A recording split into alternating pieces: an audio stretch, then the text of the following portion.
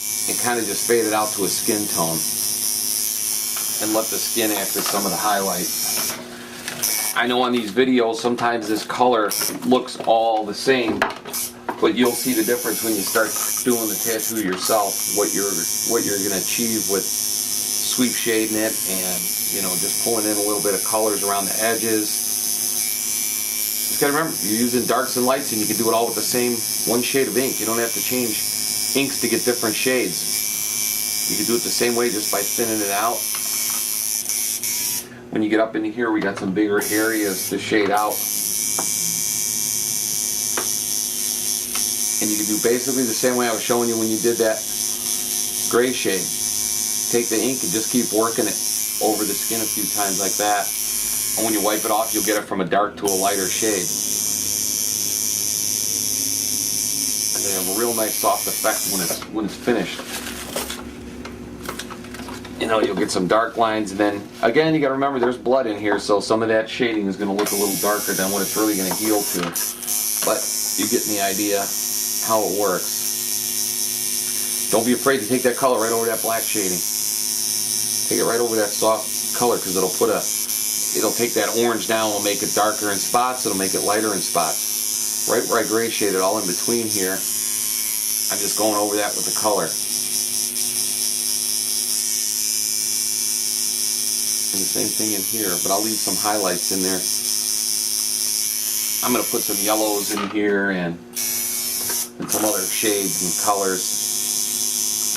Basically, I'm kind of going to just shade with the same shade of orange here. I'm using a real bright orange to do the face. But everywhere that I shaded, I'm going right over it with the color. On some of the other pieces we did on the videos, you can see I left the shading alone. I didn't even go near it with any colors or anything, but now we want to brush shade this color in spots, and some spots you want it real solid. So it's just a matter of working it, looking at the picture to see where you were at with it. All along these edges where if it was dark with black shading, then it's going to be dark with color. And the spots that I want to leave light, I'm just going to sweep it out like this. I'm going to bring that needle in and out. And let's build up just a softer shade. I'm going to spray this off a little bit, and you can see. So you see we're starting to leave some highlights, starting to fill in some solid lines in here. You probably want to try to work your solid colors first. And, you know, just slowly fade out in certain spots. Then you can go back with a little bit of washed out color and put it in where you need it.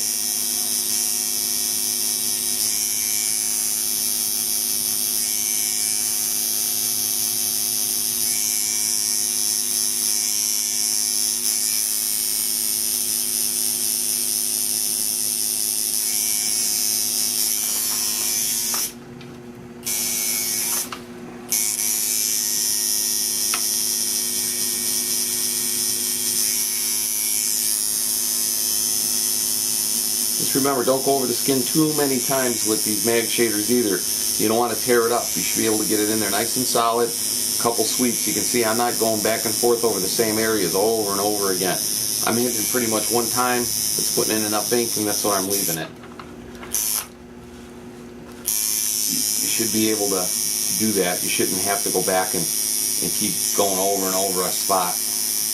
When you're bringing the shading out like this, I'm hitting it 1, 2, 3 times over it.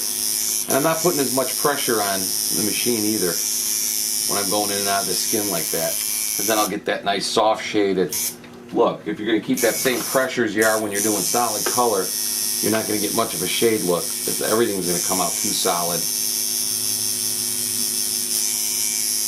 It's a feel. You'll get the feel after a while. You'll get to know how hard you're pushing it in, and there shouldn't be a lot of pressure when you're doing this anyway. It should be comfortable for the guy that's sitting here getting it. You don't have to hammer it real hard. They talk about a feather touch when you put in color, and that's pretty much what you're doing. Even where the solid color goes, I'm using a little bit more pressure, but not much at all.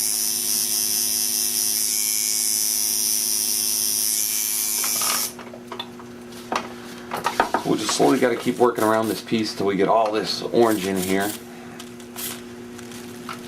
But now you get kind of an idea. You see where I'm starting to leave the light shades coming through. Some of that I'll take some washed out orange and I'll just shade real lightly over it. I'll just go over it just to get a little skin tone, and then I'll put some yellows back in there. So I'm gonna do a little bit more with this, and then we'll show you how it progressed and what it's gonna look like for the next step.